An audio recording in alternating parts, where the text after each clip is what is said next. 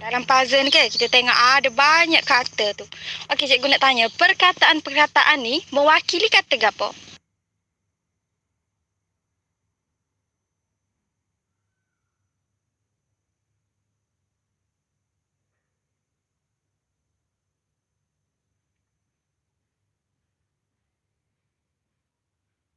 Okey, bagus. Nampaknya kamu semua dah ada asas dah kan mengenai jenis kata ganti nama. Yang mana macam kawan-kawan kita sebut ni ada kata ganti nama diri, kata ganti nama tunjuk. Okey, sekarang ni kita akan belajar lebih mendalam lagi mengenai kata ganti nama ni. Berapa jenis yang sebenarnya ada dalam kata ganti nama ni?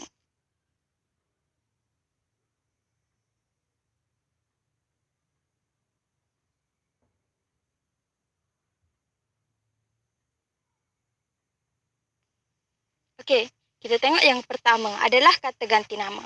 Bagi pengetahuan anda, kata ganti nama ni bukan terhad kepada kata ganti nama diri sahaja, tetapi merangkumi banyak jenis kata ganti nama lain seperti kata ganti nama tunjuk, kata ganti nama tunjuk umum, kata ganti nama tunjuk tempat, kata ganti nama tak tentu dan sebagainya. Okey, di sini cikgu sediakan carta untuk memudahkan kamu semua ni nak tengok berapa jenis sebenarnya ada kata ganti nama ni. Kata ganti nama ni untuk pengetahuan kamu semua dia ada 5 jenis. Okey, kata ganti nama tak tentu, kata ganti nama tunjuk umum, kata ganti nama tunjuk tempat, kata ganti nama diri tanya dan kata ganti nama diri orang. Kalau bagi kata ganti nama diri orang ni, dia bawah dia ada 3 lagi anak dia. Ingat deh, bagi kata ganti nama diri orang ni, dia ada 3 anak.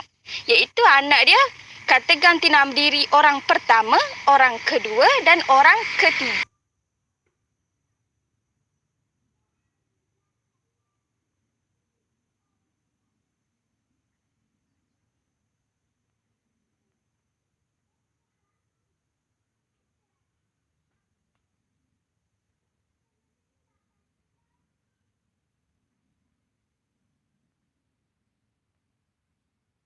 Okey.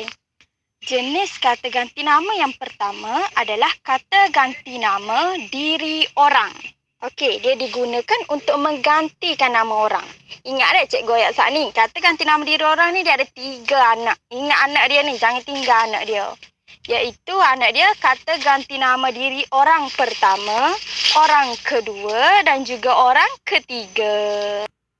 Okey, kita tengok. Kata ganti diri pertama ni dia bagi menggantikan nama orang yang bercakap. Contohnya, kalau orang yang sedang bercakap, kata ganti nama diri pertama ni untuk orang yang sedang bercakap. Contoh saya sedang bercakap. Saya, aku, beta, patik. Dia menggantikan, mewakili orang yang sedang bercakap. Dia adalah kata ganti diri pertama. Kata ganti diri kedua pula, dia menggantikan nama orang yang dilawan cakap. Orang yang dicakapkan. Contohnya dia, beliau, baginda, merekanya. Contoh kita bercakap dengan kawan kita. Awak. Okey. Awak ni. Okey, ni contoh kata ganti diri kedua. Awak, engkau, tuanku. Ni adalah contoh dia. Kalau kita bercakap dengan orang tu. Orang tu kawan kita lah. Contoh Auni bercakap dengan Farish. Farish dia adalah lawan cakap Auni. Kita akan panggil dia, gantikan diri dia kepada awak, engkau. Okey, itu adalah kata ganti diri kedua. Manakala kata ganti diri ketiga pula, dia menggantikan nama orang yang dicakapkan. Kita kena faham dah, kata ganti diri ketiga ni, orang tu tak ada di tempat yang kita sedang bercakap tu. Orang tu tak hadir. Maksudnya kalau kita tengok contoh sini. Dia, beliau, baginda, mereka. Maksudnya kalau kita tengah bercakap, dia. Maksudnya dia tak ada di tempat yang tengah kita bercakap. Kita akan cakapkan mengenai dia. Dia tu tak ada, tak hadir. Kita nak cakap, rayak, Farish ni tak hadir kelas hari ni. Kita pun rayak, dia tidak hadir ke kelas hari ini. Kita mewakili Farish tidak hadir ke kelas hari ini. Orang tu tak ada. Dia adalah kata ganti diri yang ketiga.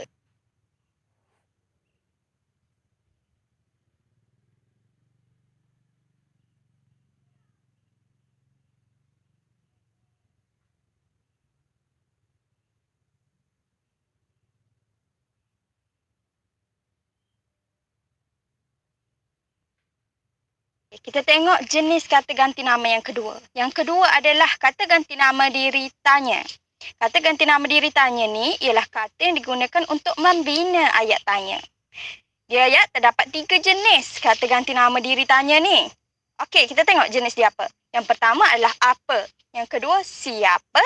Yang ketiga, mana. Apa ni dia digunakan untuk tanya benda atau haiwan. Manakala siapa ni digunakan untuk tanya manusia. Dan yang ketiga, contoh dia mana ni digunakan adalah untuk tanya tempat. Jadi awak kena bezakan lah. Kalau awak nak buat ayat, awak kena bezakan. Apa ni dia digunakan untuk sesuatu perkara. Okey, siapa ni digunakan bila kita nak tanya nama orang manusia, melibatkan manusia. Manakala yang ketiga mana ni digunakan untuk tanya tempat. Tempat sesuatu tempat. Di manakah awak tinggal? Itu adalah contoh kata ganti diri tanya. Di manakah awak tinggal? Okey, siapa? Siapakah nama kawan awak? Okey, itu adalah contoh bagi kata ganti nama diri tanya.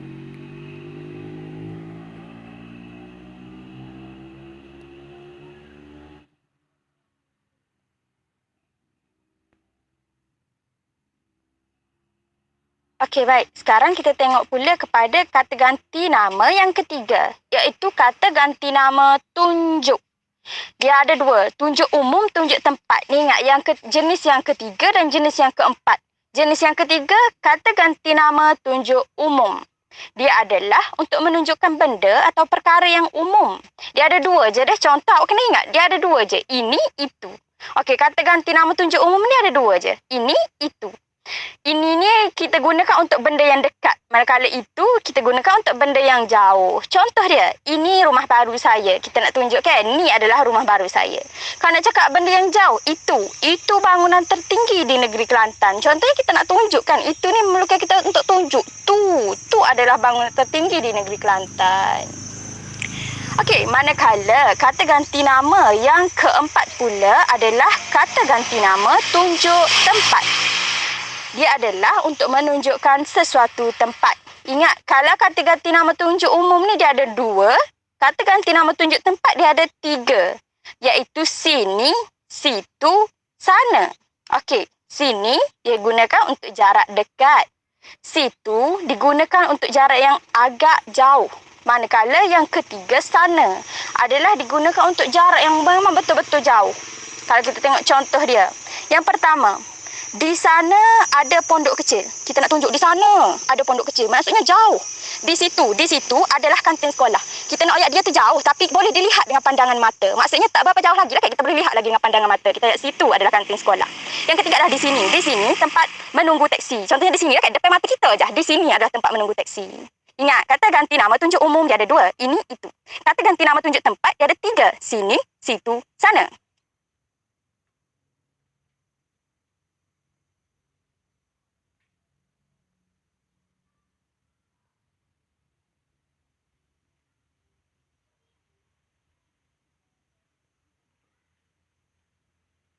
Okey, kita tengok jenis yang kelima, iaitu jenis yang terakhir bagi kata ganti nama, iaitu kata ganti nama tak tentu. Kita tengok, kata ganti nama diri tak tentu digunakan untuk menggantikan benda, manusia, masa, tempat atau perkara yang tidak khusus. Contohnya, apa-apa, iaitu benda atau perkara yang umum sifatnya. Yang kedua adalah mana-mana, menunjukkan benda atau tempat yang umum. Yang ketiga adalah siapa-siapa atau boleh juga kita guna sesiapa. Ini untuk menunjukkan manusia atau orang yang umum sifatnya. Manakala yang keempat adalah bila-bila. Dia untuk menunjukkan masa atau waktu yang tidak tentu. Apa beza kata ganti nama diri, kata ganti nama tanya dengan kata ganti nama tak tentu? Yang membezakan dia adalah tanda soal. Bila kita buat ayat menggunakan kata ganti nama tanya, kita perlu adakan soal di belakang ayat, tanda soal di belakang ayat. Tapi bila kita guna kata ganti nama tak tentu ni, kita tak perlu menggunakan tanda soal di akhir ayat. Okey, ni adalah contoh ayat bagi kata ganti nama tak tentu. Apa-apa. Bawalah ke sini apa-apa yang ada di atas meja itu. Dia nak menunjukkan kan, dia suruh bawalah apa-apa pun yang ada di atas meja tu. Dia tak tentu apa-apa. Macam mana kita nak tahu? Apa-apa tu merujuk pada apa? Kita tak tahu. Okey, itulah yang kita namakan tak tentu. Okey, yang kedua, mana-mana.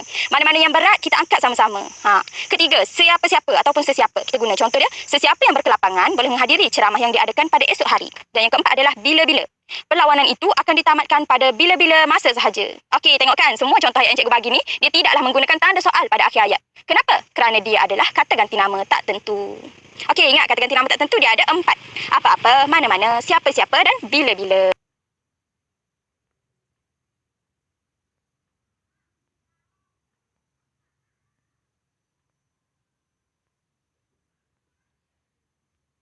Bagi yang kedua, cikgu nak kita buat untuk kita faham kan. Tadi kita faham kan penerangan mengenai definisi konsep, jenis-jenis, 5 jenis bagi kata ganti nama. Sekarang ni cikgu nak awak bina ayat menggunakan kata ganti nama ni. Adakah awak dapat membina ayat yang betul?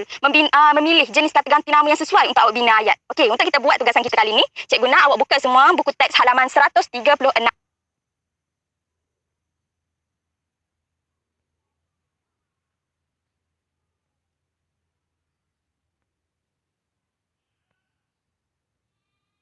Okay, semua dah buka buku teks ke halaman 136. Sekarang kita nak buat tugasan. Kita tengok dalam petikan teks ni ke. Dia buat kata ganti nama yang salah. Kita tengok contoh dia. Baguslah, kalian memang berbakat. Tu adalah contoh. Tengok yang berwarna hitam adalah contoh kata ganti nama yang salah dia gunakan dalam ayat. Okey, cikgu nak awak semua analisis petikan ni. Kata ganti nama mana yang boleh awak sesuai ke? Awak ganti ke dengan kesalahan dia ni. Jadi cikgu nak awak buat tugasan mengikut kumpulan yang telah kita adakan ke. Kumpulan 1, kumpulan 2, kumpulan 3, kumpulan 4. Macam sebelum-sebelum ni ke.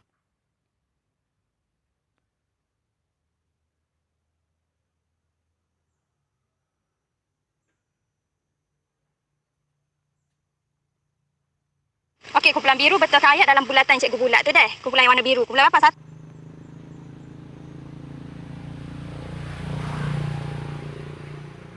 Okey, sekarang boleh berpecah mengikut kumpulan dan bina ayat baru menggunakan bulatan cikgu buat tu deh. Betulkan ayat dia. Pilih jenis kata ganti nama yang sesuai untuk buat ayat balik.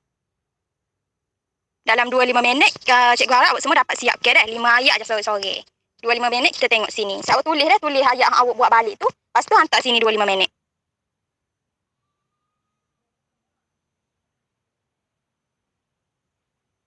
Alright, betul semua deh. Maksud awak tukar, awak gunakan jenis kata nama yang sesuai. Okey, betul lah. Ayat yang awak bina ni bersesuaian dengan jenis kata ganti nama yang awak gunakan. Semuanya adalah betul lah, 5-5.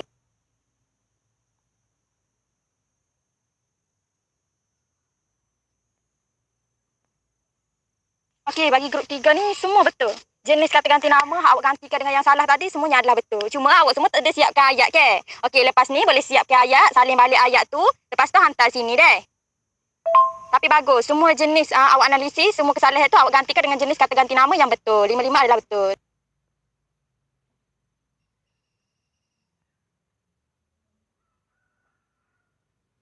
Okey, bagus. Kumpulan 3 siap dah sekali dengan ayat ke? Nampaknya kamu boleh bina ayat dengan betul. Kita boleh siapkan ayat ke? Dan penggunaan jenis kata ganti nama yang awak pilih pun semuanya adalah betul. Dan ayat semua adalah betul. Terima kasih kumpulan 3. Okey, cikgu tengok dah dalam grup WhatsApp perbincangan untuk kumpulan 2 dan kumpulan 1. Cik dia siap dah buat, cuma cik dia tak ada buat ayat lagi ke? Tak siap lagi ayat. Cikgu nak minta deh untuk awak semua tolong bekerjasama. Bila kita buat secara berkumpulan, maknanya itu adalah tanggungjawab masing-masing. Kita ni kena bertanggungjawab dengan diri kita sendiri. Kita kena siap ke gapo hak tugas cikgu bagi. Bila cikgu minta bekerjasama, kena buat sama-sama lah. Tak kira awak nak tinggal, tengok je kawan-kawan awak ni buat sore-sore. Dia je lah yang dapat ilmu. Apa yang cikgu ajar hari ni awak nak dapat ilmu macam mana ke? Cikgu minta kumpulan 2 dan kumpulan 1 awak bekerjasama, buat balik dan cikgu nak awak hantar dekat tablet cikgu. Tak apa, kali ni cikgu maafkan. Okey, terima kasih Rania dan Syafiqah Ayuni untuk kerjasama kamu bagi kumpulan 2 deh. Cikgu nak orang lain, awak rasa awak tak bertanggungjawab, tolong sama-sama buat dengan kawan-kawan awak. Kita kena ada sikap bertanggungjawab deh dalam diri masing-masing. Supaya kita ni, luar pun kita boleh jadi bertanggungjawab. Okey, untuk kerja hari ni, saya awak siapkan ayat ni dan cikgu nak saya awak upload dalam Padlet kelas kita. Macam biasa kelas kita. Cikgu nak awak buat ayat yang lengkap untuk hari ni. Siapkan ayat yang lengkap. Dan cikgu nak awak hantar dalam Padlet kita, nanti cikgu akan komen. Cikgu akan screenshot daripada Padlet tu, cikgu akan komen. Betul ke tak awak buat ayat tu dan jenis-jenis kata ganti nama yang awak gunakan.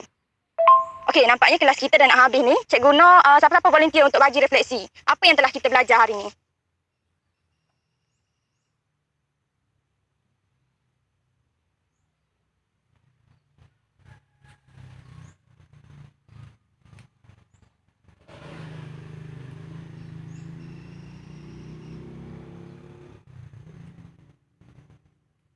Okey, betul. Terima kasih Auni, Rania daripada refleksi ke. Kita dapat ini banyak dah kita belajar jenis kata ganti nama, tunjuk, umum, tempat, tak tentu ke. Kata ganti nama diri orang, tanya. Kita belajar macam-macam jenis kata ganti nama hari ni ke.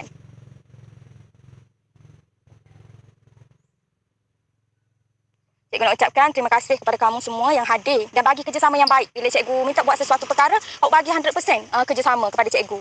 Cikgu harap awak dapat ni lah. Dapat ambil apa ilmu yang cikgu sampaikan hari ni, awak dapat amalkan. Dan cikgu nak awak saling lah kan, latihan jenis-jenis yang cikgu bagi ni. Kalau takut tak ingat nanti, buat latihan tu, saling dalam buku latihan nanti. Dan jangan lupa hantar tu kerja call cikgu tu, hantar dalam Padlet kelas kita. Okey, sebenarnya kita nak buat apa ni? Kita nak buat kuis singkat kan macam biasa dalam kelas-kelas lepas yang kita buat kan. Tapi tak ada nampaknya hari ni masa kita agak sedikit kan sebab kita belajar banyak perkara sangat hari ni. Tapi tak apa. Cikgu akan bagi link kuis word world, kuis secara online yang awak boleh jawab secara santai, di mana-mana pun boleh jawab deh. Nanti awak jawab lepas tu screenshot hantar kat cikgu deh berapa markah yang awak dapat.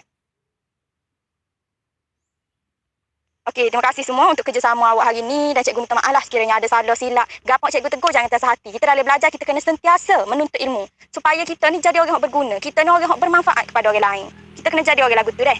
Dan cikgu minta kamu semua nasihat-nasihat yang diberi ni cikgu kamu semua ambil lah ke? Ambil iktibar. Dan untuk akhir-akhir datang kamu semua dapat lebih tingkatkan lagi prestasi kamu daripada kelas-kelas hari ni. Okey, terima kasih untuk kerjasama kamu semua. Kita tutup kelas kita pada hari ini. Assalamualaikum warahmatullahi wabarakatuh.